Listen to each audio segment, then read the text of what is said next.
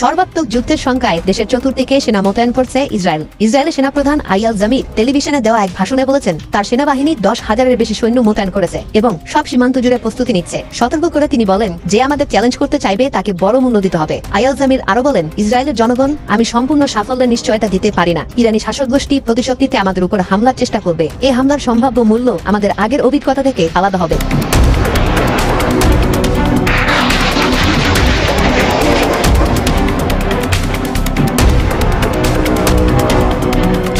অন্যদিকে ইরানের পারমাণবিক স্থাপনা সহ দেশটির বিভিন্ন স্থানে ইসরায়েলের চালানো প্রাণঘাতী হামলার কঠোর জবাব দেওয়ার অঙ্গীকার করেছে তেহরান।